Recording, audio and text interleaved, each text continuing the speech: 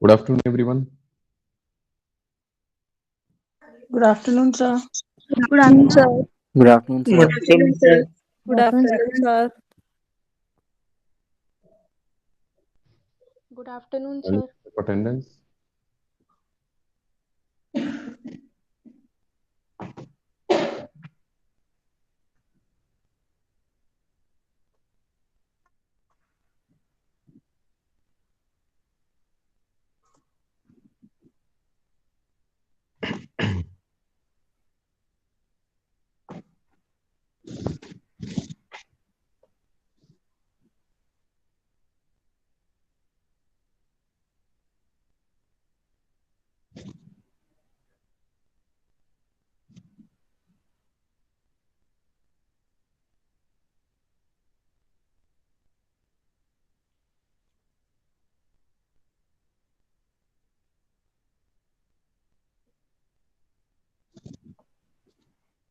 So in previous class, we discussed about principles of microeconomics, in which we discussed about marginal and incremental principle, then incremental analysis, equi-marginal principle, that is marginal utility, and opportunity cost. So remaining two principles we'll discuss. Before that, is there any doubt? Is there any doubt related to principles of economics, microeconomics? No, sir.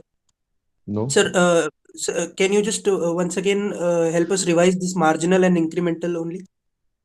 Okay. Marginal is when we want to analyze what will be effect of change in maybe increase in production, or let's say per unit change in cost and profit. So when we are analyzing change in overall revenue because of one extra unit produced, because of one extra unit sold. So that is study of marginal principle.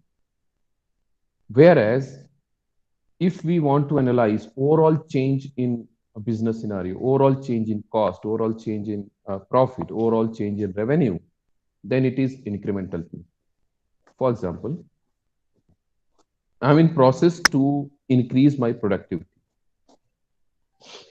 So before taking a large decision, first I'll analyze what if I produce one extra unit, a single unit. So when I'll produce one single unit, there will be change in cost. Because of selling that extra unit, there will be change in revenue. So difference between change in revenue of one unit and change in cost of one unit gives me marginal profit. So if I focus on studying a single unit, then it is marginal principle. Whereas if I want to analyze overall change in business scenario because of decision like acquisition of any new business, or uh, expansion of business, or purchasing new equipment, new machine, or new production house, then the change is incremental rather than marginal. I hope clear है Atul. Yes, sir. Okay. तो एक बार आप इस notes को पढ़ेंगे तो इसमें with example वो बताया गया है. Adding a new business is incremental, whereas marginal is when you want to analyze a unit change. Unit change means a single product का जो change है, that is marginal, right? Now, next two principles are quite easy. That is time perspective. Obviously, any decision which you want to take must include time frame, because some decisions are taken for short run, short period of time, and some decisions are taken considering long-term impact. So when we are correlating any business decision with respect to time, the principle is called time perspective principle. So on the basis of time perspective, some decisions are taken for short run. So short run refers to a time period in which some factors are fixed while others are variable. What does that mean? This means let's define the period duration. Let's take 1 year is my short duration, short run period, and greater than 1 year is long run period. Now, within 1 year, there are various factors which cannot be changed. Within 1 year, let's say I want to maybe expand my business. So for expansion of business, I need to have a production unit. I need to have machine installed. I need to have labors for those production, which is not possible during a period of 1 year. Because एक production unit को create करने के लिए ही it takes 2 to 3 years कि आपको वो building construct करना पड़ेगा, उसका इंस्टॉलेशन, मशीन्स का इंस्टॉलेशन करवाना पड़ेगा. So that will take more than 1 year. So within 1 year or short run period, these are factors which are fixed, which cannot be changed. But within 1 year, there are various factors which can be changed. There are various factors like labors can be changed, labor cost can be changed, raw material का जो purchasing है, procurement, that can be changed. Production, yes, जो existing unit है उसमें productivity को थोड़ा बहुत बढ़ाया जा सकता है. So these are variables. These are variables within short run, and those variables which cannot be changed within short run are called fixed variables. तो जब भी हम डिसीजन ले रहे हैं किसी भी बिजनेस से, तो हमें इन फैक्टर्स को कंसिडर करना पड़ेगा कि what are variables which are fixed and what are variables which will change within short run. So let's take demand analysis से हमें पता चला कि there is requirement of 10% increase in productivity. किसी एक प्रोडक्ट को हमें 10% से इंक्रीज करना है. So उस 10% प्रोडक्शन को इंक्रीज करने के लिए within a short run we cannot change this infrastructure, but obviously we can change labor. We can hire some machinery. We cannot install machinery, but we can hire some machinery. So these are short run variable factors. So the production can be increased by increasing the quantity of variable factors. We cannot change fixed factors, but we can change variable factors. Whereas in long run, every variable, every factors can be changed. Long run का कोई limit नहीं. Long run मतलब 1 साल से ज्यादा कोई भी period, that is long. तो अगर आपको एक प्रोडक्शन यूनिट ही क्रिएट करना है, 2 प्रोडक्शन यूनिट क्रिएट करना है ना, या किसी नए बिजनेस को एक्वायर कर लेना, या नए प्रोडक्ट को लॉन्च करना है, everything can be done. So in long run every factor is variable. तो इनके बेसिस पे फैक्टर्स, कौन से फैक्टर्स फिक्स्ड हैं, कौन से फैक्टर्स वेरिएबल हैं, on that basis we take decision, some decision for short run and some decision for long run. So this is time perspective principle. ठीक है, क्लियर हुआ क्या time perspective? Yes, sir. Yes Pratiksha? Yes, sir. Yes, sir. Okay. Last principle is discounting principle. Discounting principle says any decision related to maybe costing or let's say decision affects cost and revenues. Whatever decision we take, maybe it's for short run duration or for long run duration, there will be expenses. There will be expenditure. It can be capital expenditure or it can be working capital part. Short run में कुछ expenses होंगे, long run में कुछ expenses होंगे. Now जब भी हम कोई एक्सपेंडिचर कर रहे हैं, उस एक्सपेंडिचर को आज के रिस्पेक्ट में what is the value of all those expenses in present scenario, that is discounting those values on today's value. इसका मतलब समझते हैं।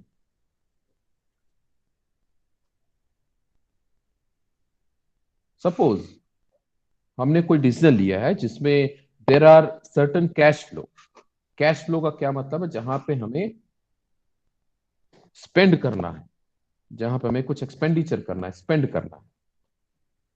सो जो कैश फ्लो होगा वो कैश फ्लो दो तरीके के हो सकते हैं। Cash flow, one is cash outflow, outflow, another is cash inflow.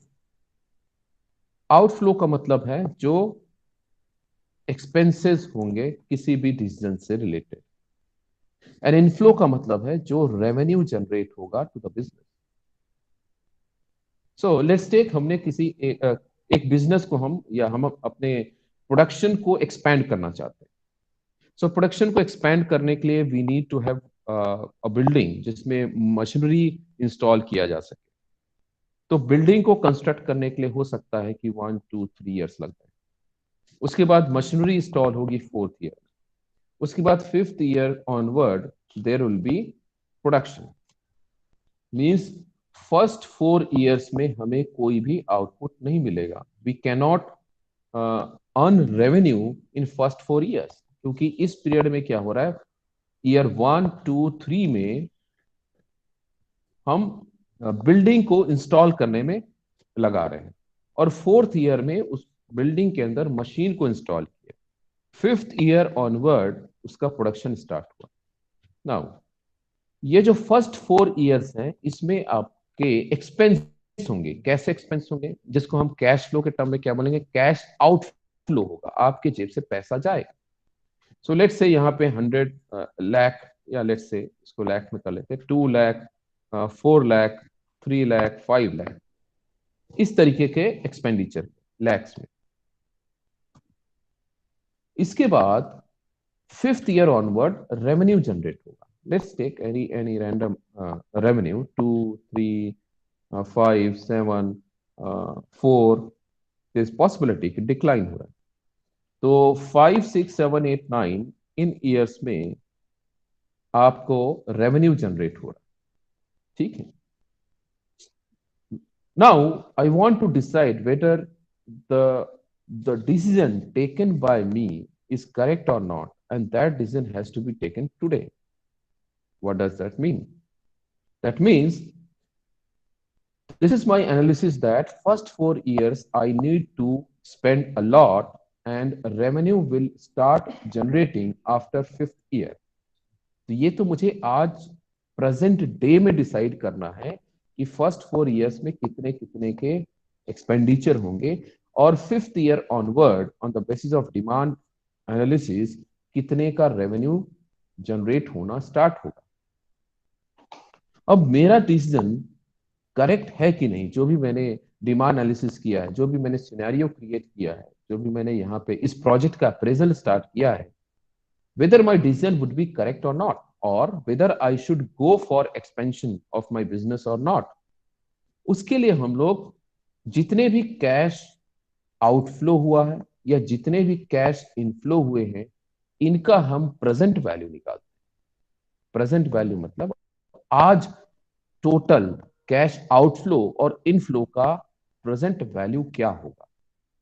If present value if present value is greater than 0, then my decision is correct. Then I should go for expansion of the business.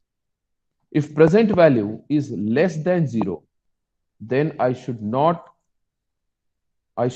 take that particular decision. That is, मुझे expansion नहीं करना चाहिए अगर present value 0 से कम आता है, या present value अगर negative आ रहा है, I should not take that particular decision.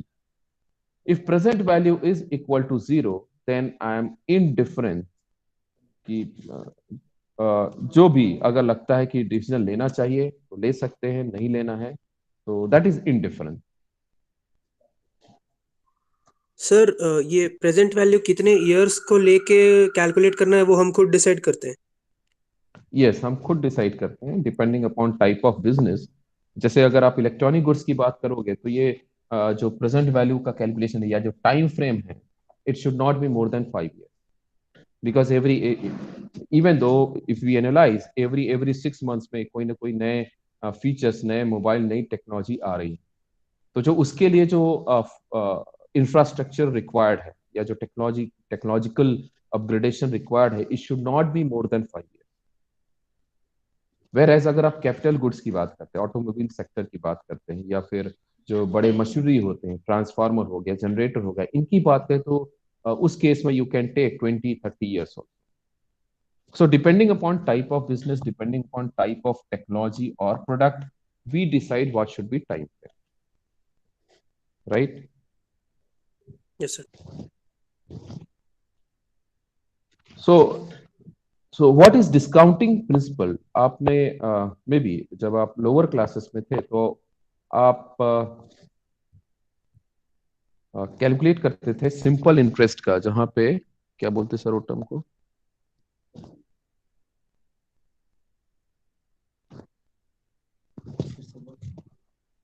Discounting. Okay, let it be. So this is calculation this is calculation for future value, and this is for present value. तो ये कैसे आ रहा है present value समझिए। एक आप कैलकुलेशन करते थे जहां पे principal into interest rate divide by 100, ऐसा कुछ करते थे क्या? ऐसा कहीं कैलकुलेशन हाँ किया है सर, क्या? क्या बोलते हैं इसको? आपको आउटपुट में क्या मिलता है? Simple interest. No, simple interest, principal into interest upon 100। So amount ऐसा कैलकुलेट करते थे, नहीं, ये अमाउंट कुछ और equal to, yes,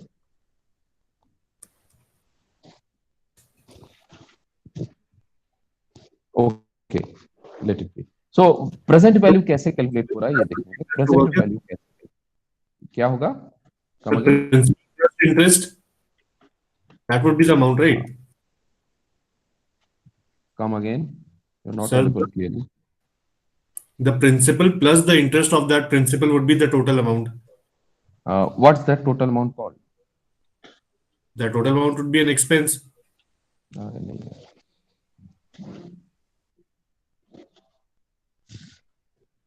okay, let it be. So suppose future value मुझे कैलकुलेट करनी। फ्यूचर वैल्यू मतलब कि what would be value of 2 lakh after 5 years, है ना। अगर मैं एफडी करता हूँ, लेट्स से मैं एफडी करता हूँ, 2 लाख का एफडी करता हूँ, तो 5 साल बाद उसकी वैल्यू क्या होगी, है ना। 5 साल बाद उसकी वैल्यू क्या होगी, कैसे कैलकुलेट करेंगे? तो जो आज हम डिपॉजिट करेंगे, है ना, आज कितना डिपॉजिट कर रहे हैं? 2 lakh, right. May be it will be at some interest rate, right? It will be at some interest rate. Let's say that is at let's take for 10%, or let's say for 6%.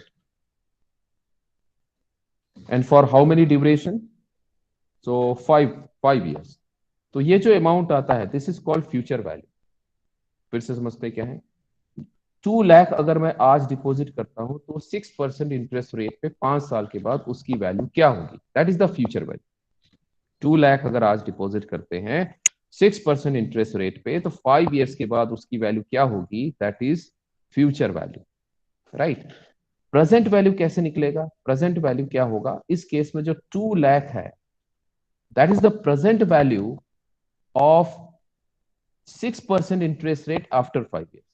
यहां पे जो 2 लाख लिखा गया है, ये 2 लाख आज का वैल्यू है, जो 5 साल के बाद, लेट्स टेक 5 साल के बाद वो 4 लाख हो। समझ में आ रहा है क्या? तो यहां पे हम लोग क्या करेंगे, जो भी हमारे एक्सपेंडिचर हैं, जो भी एक्सपेंसेस हैं, जो भी कैश आउटफ्लो हुआ है और जो भी कैश इनफ्लो होगा, हर एक वैल्यू का प्रेजेंट वैल्यू निकालें इस रेट से, इस प्रोसेस से प्रेजेंट वैल्यू निकालेंगे। Then we will add up, किसको ऐड करेंगे? Present value of cash inflow and present value of cash outflow. जो present value of cash outflow है, that has to be negative, क्योंकि हमारी जेब से जा रहा है। And present value of cash inflow has to be positive, हमारे पास आ रहा है, और अगर इन दोनों का जो डिफरेंस है वो अगर पॉजिटिव आता है, then will say present value is greater than 0, then we should take that particular decision. And if the net value is negative, then we should not take that decision. ठीक है, तो ये है हमारा डिस्काउंटिंग प्रिंसिपल। तो discounting principal क्या है? According to this principle, if decision affects cost and revenue in long run, all those cost and revenue must be discounted to present value before valid comparison of alternatives is possible. So this is essential because a rupee worth of money at future date is not worth a rupee today. जो आज आपके हाथ में 100 रुपए की जो value है, जो 100 रुपए की जो परचेजिंग पावर है, वो 5 साल बाद नहीं रहेगी, 5 साल बाद उसकी वैल्यू कम रहेगी। सो ये जो डिफरेंस है, दिस इज डिस्काउंटिंग। जो आज उसकी परचेजिंग पावर है 100 रुपीज की, और आफ्टर 5 इयर्स उसकी जो परचेजिंग पावर का डिफरेंस होगा, वो उसकी discounting. So money actually has a time value. जो भी हमारे पास पैसा है वो एक टाइम वैल्यू पे defined. So discounting can be defined as a process used to transform future dollars into equivalent number of present dollars. For instance, if I invest ₹1 today at 10% interest is equivalent to 1.1 next year. क्या मतलब? अगर मैं 1 रुपए आज invest करता हूं 10% interest rate पे, 1 साल बाद मुझे 1.1 रुपीज मिल रहा है। मतलब ये हुआ कि जो 1 साल बाद 1.1 है वो आज के 1 रुपी के बराबर है। सो यू कैनॉट से कि नहीं, एक 1.1 is greater then 1। in discounting principle context, ये दोनों वैल्यू सेम है आज के हिसाब से। मीन्स जो परचेजिंग पावर 1 रुपीज की है today, that purchasing power will be by 1.1 rupees in next year. तो कई लोग ऐसा बोलते हैं कि हमने एफडी कर दिया, पैसा 9 साल बाद डबल हो जाएगा, but at the same time जो कॉस्ट है, जो इन्फ्लेशन है, दैट विल ऑल्सो इंक्रीज। हो सकता है जो आप एफडी कर रहे हैं उससे ज्यादा इन्फ्लेशन हो, उससे ज्यादा महंगाई हो, तो जो आपके जो परचेजिंग पावर है उस अमाउंट का, वो हो सकता है डिक्रीज हो चुका हो। सो this is discounting. Is it understood? Yes, sir. Yes, sir. Yes everyone? Yes, sir. Yes, sir. Yes, sir. Yes, sir. Yes, sir. Okay, Yes, yes, sir. everyone.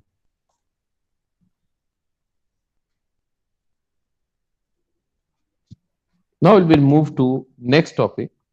Next topic is profit. तो profit को हम लोग यहाँ समझेंगे कि जैसे first class में मैंने, फर्स्ट जो लेक्चर था उसमें मैंने आपसे पूछा था कि how will you define profit, तो सभी ने उसका कैलकुलेशन बताया, उसको डिफाइन नहीं कर पाया। और कैलकुलेशन में क्या बताया कि यस, रेवेन्यू माइनस कॉस्ट, किसने बताया selling price minus cost price. तो वो जो डिफरेंस है, जिसको आप मार्जिन कह रहे हैं, जिसको जिसको आप मे बी बेनिफिट कह रहे हैं, so that is calculation of profit. Now what in economics terms, how will you define profit, ये हमारा आज का टॉपिक है। So profit is reward for entrepreneur rather than entrepreneur function. Profit जो है वो एक रिवॉर्ड है, इवन दो मुझे मालूम है कि एक पर्टिकुलर प्रोडक्ट का, जो जैसा हमने उस क्लास में डिस्कस किया था कि एक 1 लीटर कोल्ड ड्रिंक का जो मैन्युफैक्चरिंग कॉस्ट है, दैट इज हार्डली ₹3। कोई भी कोल्ड ड्रिंक जो हम लेते हैं उसका जो मैन्युफैक्चरिंग कॉस्ट है, दैट इज हार्डली ₹3। उसका advertisement cost may be around ₹7 1 litre. So जो टोटल कॉस्ट हुआ वो ₹10 हुआ, है ना। सारे जितने भी आपको ऐड करने, ट्रांसपोर्टेशन कॉस्ट, लेबर कॉस्ट, सारा चीज ऐड करके 1 लीटर का जो कोल्ड ड्रिंक है उसका ओवरऑल कॉस्ट ₹10 आता है। और उसके ऊपर एमआरपी लिखी हुई है 20 and we are ready to pay even 22 जो रिटेलर है वो 2 रुपए एक्स्ट्रा ही लेता है, एमआरपी से भी ज्यादा लेता है, जो कि लेना नहीं चाहिए, बट आप उससे ज्यादा पे करते। और जब आप डिस्कस करेंगे कि इस पे तो एमआरपी 20 है, तो डायरेक्ट बोलता है लेना तो लो, नहीं तो मत लो, या वो बोलता है कि इसका मुझे रेफ्रिजरेशन कॉस्ट लगा है, right? Yes, sir. Yes sir. तो उसका स्टोरेज कॉस्ट वो बोलता है, जबकि वो उसके पास कोई राइट नहीं है। अगर आप इसके ऊपर आप केस कर सकते हैं, उससे एमआरपी से 1 रुपया ज्यादा भी नहीं ले सकता, but we are still ready to pay. Why we are ready to pay, even though we know, even though I know, even though we all know कि इसका जो टोटल कॉस्ट है वो 10 है, और हम 20 रुपीज में रेडी हैं उस कोल्ड ड्रिंक को परचेस करने के लिए। यहाँ पे हमारा वहीं पे अगर कोई और प्रोडक्ट रहे, जैसे लास्ट क्लास में we are discussing about pen, तो पेन का मैन्युफैक्चरिंग कॉस्ट अगर 15 है, तो हम लोग मे बी 20 से ज्यादा नहीं देना चाहेंगे। वहीं पे कोल्ड ड्रिंक का कॉस्ट 10 है, वी आर रेडी टू पे 20। तो आप एक प्रोडक्ट पे 100% का प्रॉफिट दे रहे हैं और दूसरे प्रोडक्ट पे हार्डली 25% का प्रॉफिट दे, प्रॉफिट मार्जिन जो कैलकुलेशन है वो दे रहे हैं। तो ऐसा क्यों है? तो यहाँ पे there is underlying definition of profit. Profit का डेफिनेशन क्या है, प्रॉफिट को कैसे एक्सप्लेन किया जाए? So profit is a reward, ये एक रिवॉर्ड है। प्रॉफिट एक रिवॉर्ड है जो बिजनेसमैन को या एंटरप्रेन्योर को सोसाइटी देती है। तो ये जो प्रॉफिट, जो ये रिवॉर्ड है, it will differ from product to product, it will differ from service to service. जो रोड कंस्ट्रक्शन की कंपनीज हैं, या मे बी फ्लाईओवर कंस्ट्रक्शन की कंपनीज हैं, सीमेंट मैन्युफैक्चरिंग की जो कंपनीज हैं, उनका जो प्रॉफिट मार्जिन है वो हार्डली 6% टू 7% है, बिकॉज सोसाइटी उस पर्टिकुलर प्रोडक्ट को उस वे में अप्रिशिएट या रिवॉर्ड नहीं करती जिस वे में कोल्ड ड्रिंक को या मे बी जो अदर फूड प्रोडक्ट्स हैं उसको रिवॉर्ड करते हैं। So profit is a reward of entrepreneur rather than entrepreneurial function. Profit differs from return on other factors in 3 important aspects. तो प्रॉफिट कैसे डिफर है? Profit is residual income and not contractual और certain income as in case of other factors. इसका क्या मतलब? इसका मतलब यह है कि जो प्रॉफिट का कैलकुलेशन है वो किस तरीके से, प्रॉफिट किस तरीके से कैलकुलेट होता है। तो देखिए, प्रॉफिट के लिए सबसे पहले होगा रेवेन्यू, जिसको आप सेल्स भी कह सकते हैं, मनी टर्म में रेवेन्यू या सेल्स। इन सेल्स में से आप माइनस करेंगे ऑल काइंड ऑफ एक्सपेंसेस, जितने भी उस प्रोडक्ट को मैन्युफैक्चर करने में जितने भी एक्सपेंसेस लगे। कौन कौन से एक्सपेंसेस हो सकते हैं किसी एक प्रोडक्ट को मैन्युफैक्चर करने में, बताइए? Machinery, transportation, okay, raw materials, raw material, right, employees, labor cost. So raw material cost is there, labor cost is there, then some come again, you're not clear. machinery. Machinery का क्या लगाते हैं? Sir हम electricity cost, उसको count करते रहते हैं। Electricity cost will be there, right, labour cost will be there, then advertisement के एक्सपेंसेस लगेंगे, advertisement expenses will be there, right, salary and wages. तो ये सारे एक्सपेंसेस हैं किसी भी प्रोडक्ट में। तो जो भी हमारा रेवेन्यू है इसमें से आप सारे एक्सपेंसेस माइनस कर दो, जो भी उस प्रोडक्ट को मैन्युफैक्चर करने में जितने भी एक्सपेंसेस लगे हैं उनको माइनस कर देंगे। तो हमारे पास आता है EBITDA। What is EBITDA?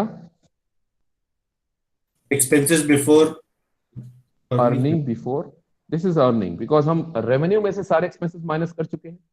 So earning before interest, depreciation taxation and amortization. ठीक है, सो दिस इज EBITDA.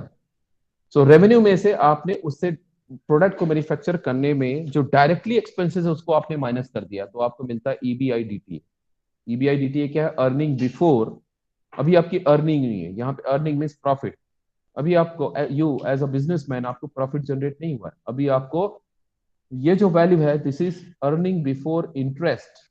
जो आपने लोन लिया है उसका इंटरेस्ट अभी बाकी है. मशीन जितनी या मशीन बिल्डिंग है उसका डेप्रिसिएशन बाकी है, टैक्स पे करना बाकी है, और amortisation. What is amortisation? Amortisation क्या होता है? नहीं पता सर। ओके, सो डेप्रिसिएशन क्या होता है? डेप्रिसिएशन सर वो किसी भी मशीनरी और फिक्स्ड एसेट्स. जो है फिक्स्ड एसेट्स में चार्ज होता है. Sir, decrease in the value of fixed asset. Yes, decrease in the value of fixed asset. जो आपने कैपिटल इन्वेस्टमेंट किया था, जो आपने इंफ्रास्ट्रक्चर क्रिएट किया था, या जो आपने मशीन खरीदी थी, उसकी वैल्यू डिक्रीज होती जाती है over the year because of use नहीं भी कर रहे हैं, अगर रखा हुआ है तब भी उसका वैल्यू डिक्रीज होता जाता है. जैसे आपने कल मोबाइल खरीदा, आज आप बेचना चाहेंगे तो उसका वैल्यू रिड्यूस हो जाएगा, इवन तो आपने उसको बहुत ज्यादा यूज नहीं किया है तो भी. दैट इज डेप्रिसिएशन, है ना? उस एसेट की वैल्यू डिक्रीज होती जाती है. So decrease or decline in value of asset is depreciation. ठीक है, इसी तरीके से होता है amortization. Amortization ये intangible asset पे applicable होता है. Intangible asset क्या होते हैं? Goodwill. Goodwill, yes, goodwill है, brand, मशीनरी. goodwill है, brand है, patent है, copyright है, all are intangible asset. तो जिस तरीके से मशीन पे, बिल्डिंग पे डेप्रिसिएशन लगता है, इसी तरीके से जो इनटेंजिबल एसेट्स हैं उनके ऊपर जो डेप्रिसिएशन लगता है उसको बोलते हैं अमोर्टाइजेशन.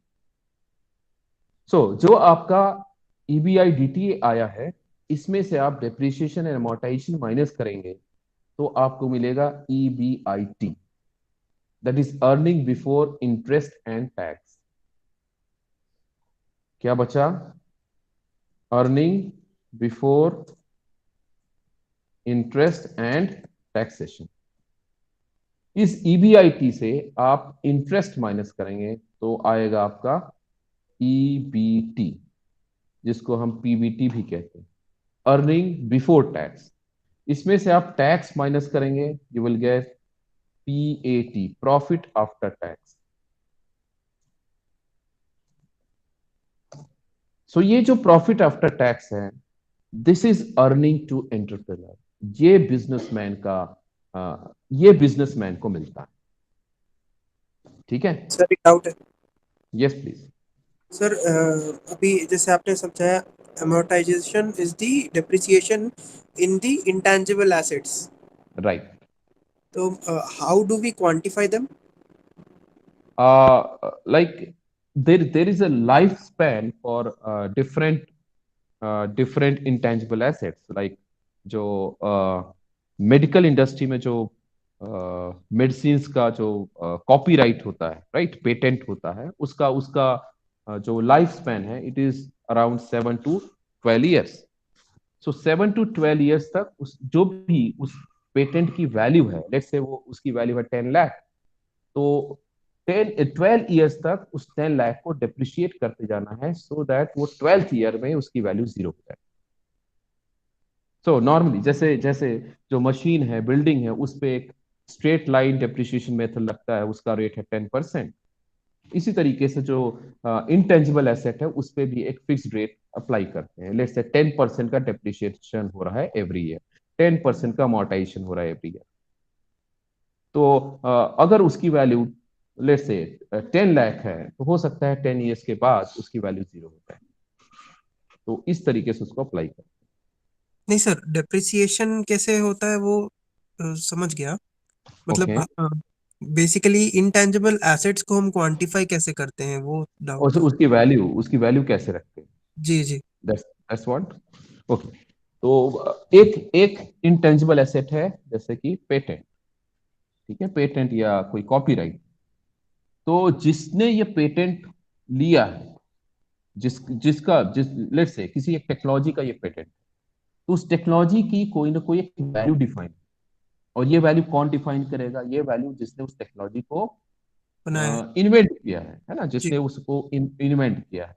अब वो कैलकुलेट करेगा कि मेरे कितने एक्सपेंसेस लगे और इसके इस पर्टिकुलर टेक्नोलॉजी के थ्रू मैं कितना रेवेन्यू जनरेट कर सकता हूं, मैं कर नहीं रहा हूं, मैं कितना रेवेन्यू जनरेट कर सकता हूं।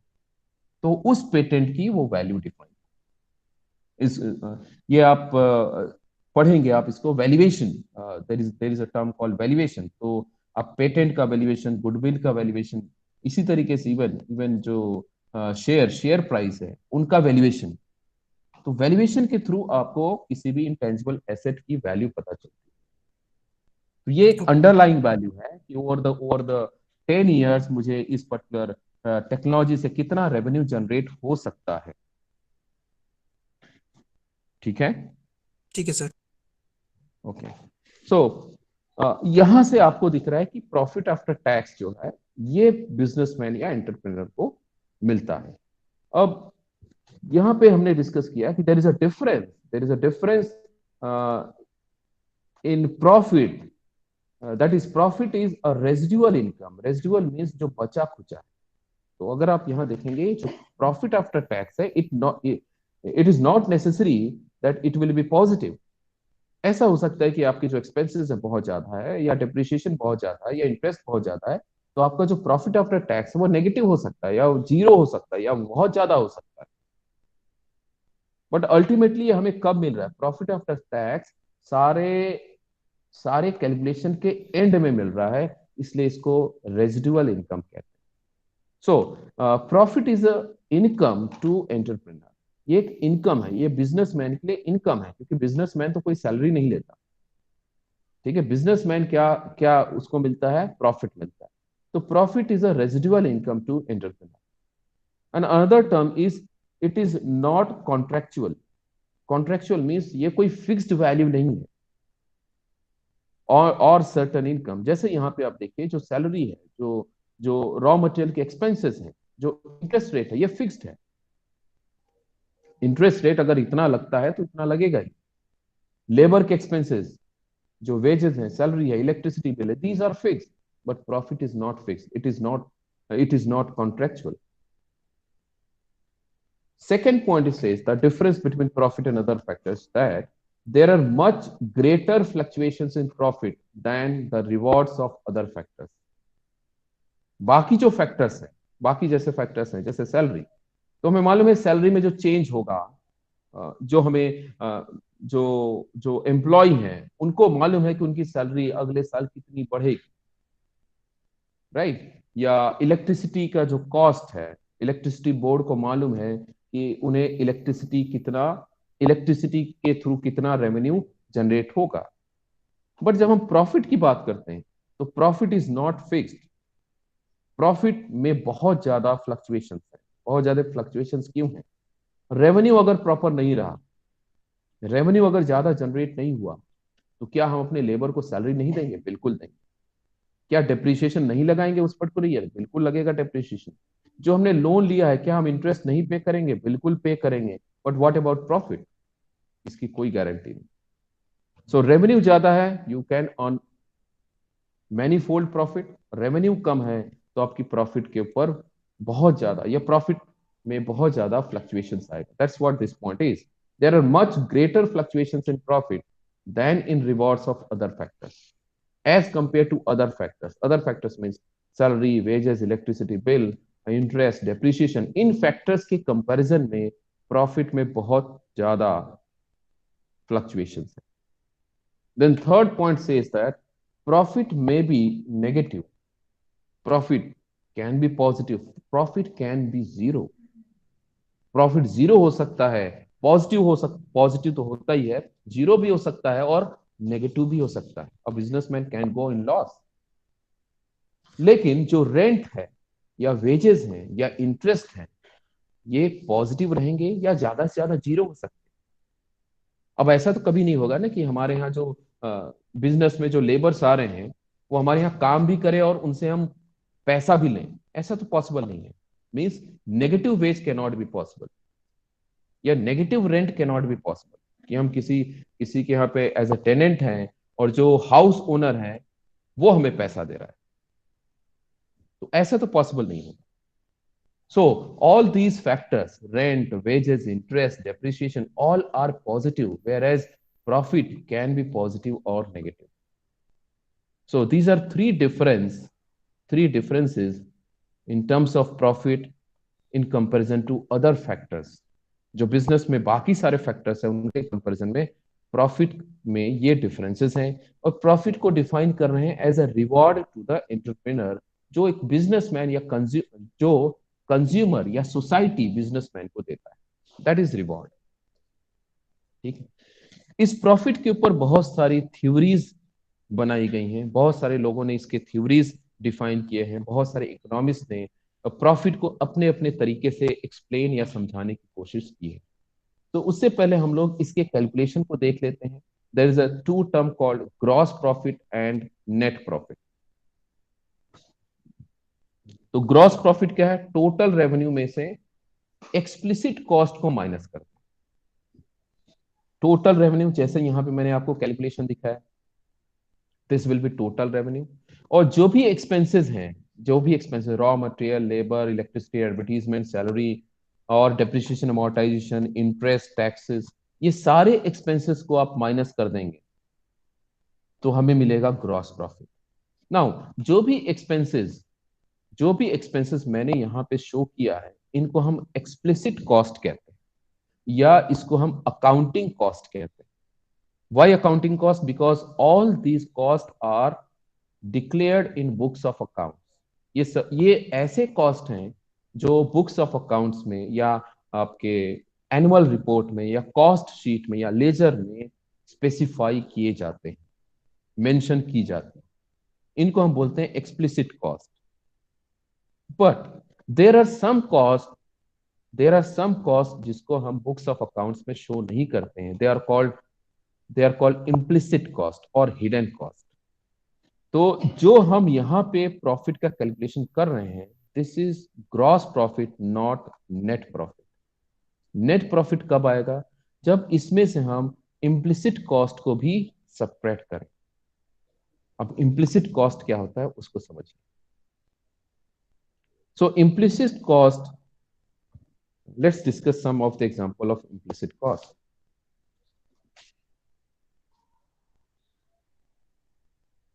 There are some cost,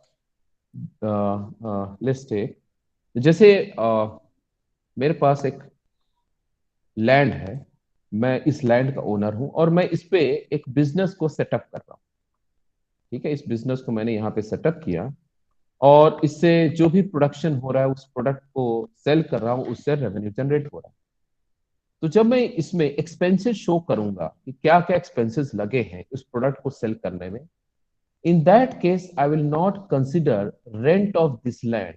why? Because ये मेरा ही लैंड था, इसी पे मैंने बिल्डिंग खड़ी की, मशीनें इंस्टॉल की और अब प्रोडक्ट को सेल कर रहा हूं। तो ये जो लैंड है, since it is my me as a owner, तो इसका मैं कहीं भी रेंट शो नहीं करूंगा। But if I take another case जहां पे मेरे पास खुद का लैंड नहीं है, तो मैं किसी और लैंड को रेंट पे लूंगा और वहां पे मैं रेंट पे कर रहा हूं, राइट? तो जो एक्सपेंस है उस केस में rent will be one of the explicit expense. But अगर फर्स्ट केस कंसिडर करें जहां पे लैंड मेरा ही है, मैं ही उस लैंड का ओनर हूं, तो मैं वहां रेंट डिडक्ट नहीं कर रहा हूं या रेंट खुद को नहीं दे रहा हूं। So that rent is implicit cost. क्या मैं क्लियर कर पाया आप सबको? नहीं?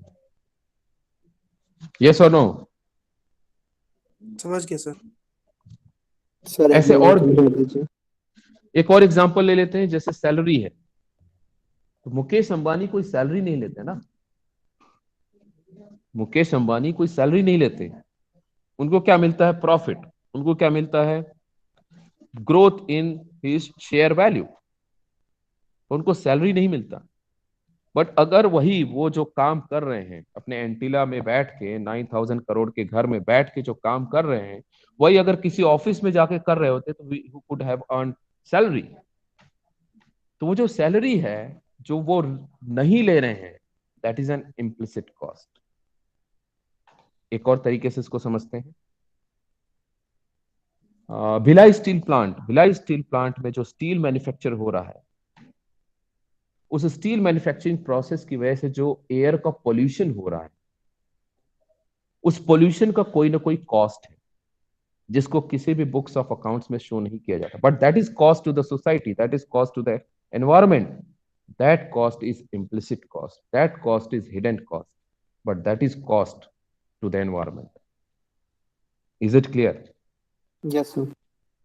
तो ऐसे कॉस्ट जिसको हम किसी भी लेजर या जर्नल या किसी भी बुक्स ऑफ अकाउंट्स में शो नहीं करते हैं, but it is a cost for manufacturing of that product, that particular product और सर्विस, इसको हम इकोनॉमिक्स में, माइक्रो इकोनॉमिक्स में या इकोनॉमिक्स में इम्प्लिसिट कॉस्ट कहते हैं। तो net profit economics point of view, not accounting point of view. Accounting point of view simple है, टोटल रेवेन्यू में से जितने आपके जो अकाउंट्स में जो कॉस्ट है उसको माइनस कर दो, that is profit. But economics point of view, total revenue में से आपको एक्सप्लिसिट कॉस्ट तो माइनस करना है, इसके साथ साथ हमें इम्प्लिसिट कॉस्ट को भी सब्ट्रैक्ट करना चाहिए, तभी हमें नेट प्रॉफिट मिलेगा। किसी को डाउट यहाँ पे? No sir. No No, sir. sir. No sir. Okay, आप सब लोग जाग रहे हैं? लंच के बाद थोड़ा मुश्किल होता है। Sir yes please. सर, तो हम ये इम्प्लिसिट कॉस्ट अगर लेते हैं हम्म तो सर ये बिजनेस अगर शो करेगा तो ये प्रॉफिट रिडक्शन करके उस प्रॉफिट को क्या करेगा?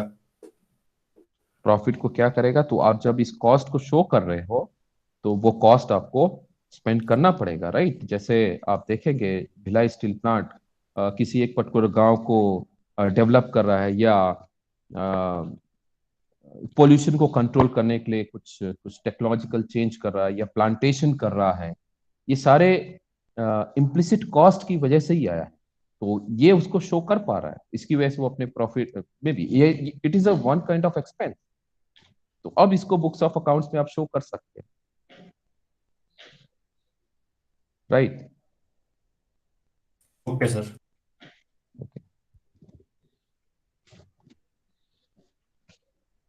Next is normal profit and supernormal profit. So normal profit and supernormal profit is related to, again, considering implicit cost as well as explicit cost. So normal profit refers to portion of profit which is absolutely necessary for the business to remain in operation.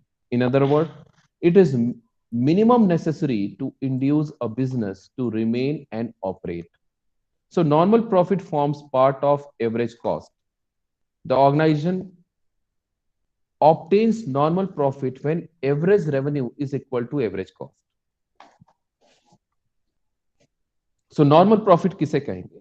किसी भी एक business को run करने के लिए जो minimum profit होना चाहिए उसे हम नॉर्मल प्रॉफिट कहते हैं। अब मिनिमम प्रॉफिट का क्या मतलब है यहाँ पे? If I meet all my expenses, now यहाँ पे जब मैं एवरेज कॉस्ट कंसिडर कर रहा हूं, this include implicit cost. This means इसमें जो एंटरप्रेन्योर को सैलरी मिलना चाहिए उसको भी मैंने इंक्लूड किया है। इसमें जो रेंट, अगर उसका खुद का लैंड है, रेंट जो मिलना चाहिए जो नहीं ले रहा है उसको भी मैंने यहाँ इंक्लूड किया है। एनवायरमेंट का जो कॉस्ट होना चाहिए, इवन तो उसका calculation is not possible, but somehow अगर उस कॉस्ट को इंक्लूड करें, सो that will be average cost. So if average revenue is equal to average cost, then I am earning normal profit. अब ये average revenue और average cost कहाँ से आए?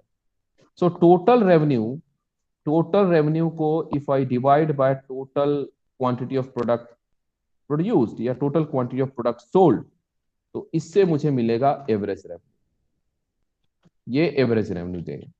इसी तरीके से अगर टोटल कॉस्ट, जितने भी कॉस्ट है सारे कॉस्ट को अगर हम टोटल क्वांटिटी प्रोड्यूस्ड से डिवाइड कर दें तो हमें मिलेगा average cost. If these values, that is average revenue and average cost, are equal, then I'll say the business is having normal profit. Again, please note this is not accounting profit. This is economic profit, जिसको मैं अलग से भी यहाँ पे specify किया हूँ. This is economic profit which includes implicit cost. इसलिए यहाँ पे average revenue equal to average cost is called normal profit. ठीक है. सुपर नॉर्मल प्रॉफिट किसे कहेंगे? If average revenue is greater than average cost, if average revenue is greater than average cost, then that is supernormal profit. So supernormal profit is also called abnormal profit. Could be treated as any return above normal profit. Means if average revenue is greater than average cost, उस profit को हम लोग super normal profit कहेंगे. Is it understood? Yes, sir.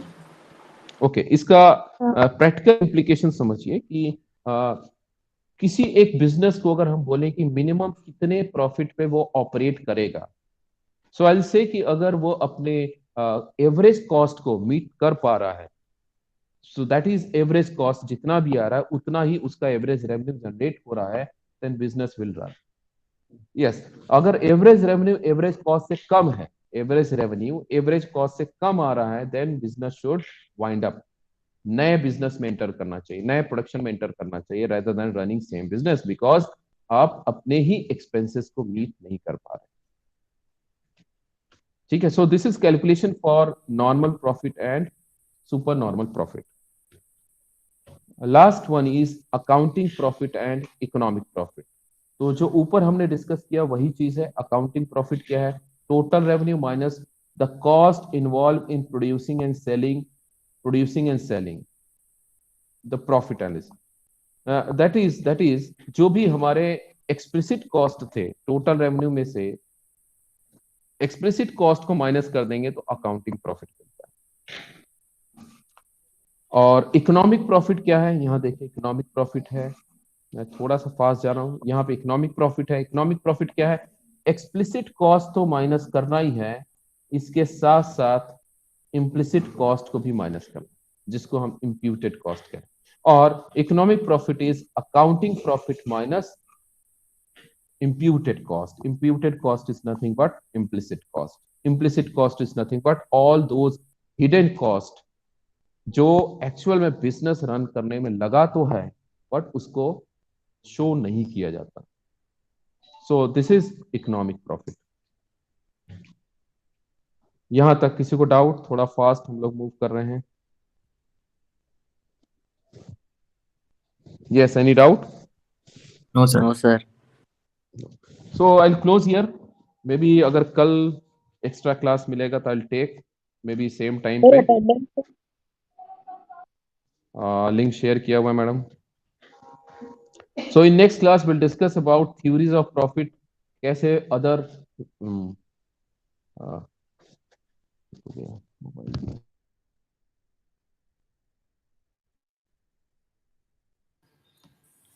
So in next class में we'll discuss about various theories of profit. कि कैसे बहुत सारे इकोनॉमिस्ट ने इस प्रॉफिट को अपने तरीके से डिफाइन किया है.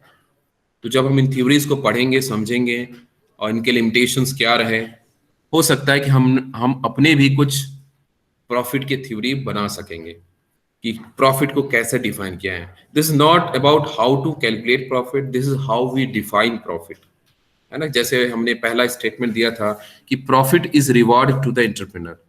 सो क्वेश्चन ये उठता है कि एंटरप्रेन्योर के किस फंक्शन के लिए, किस एक्टिविटी के लिए उसको रिवॉर्ड मिलना चाहिए.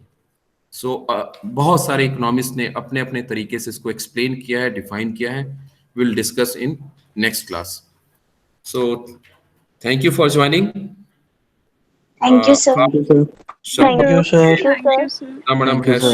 Thank you, sir. आप उनसे कनेक्ट हो जाएंगे. Thank you, sir. Okay, sir. Thank you. Okay, sir. Thank you, sir.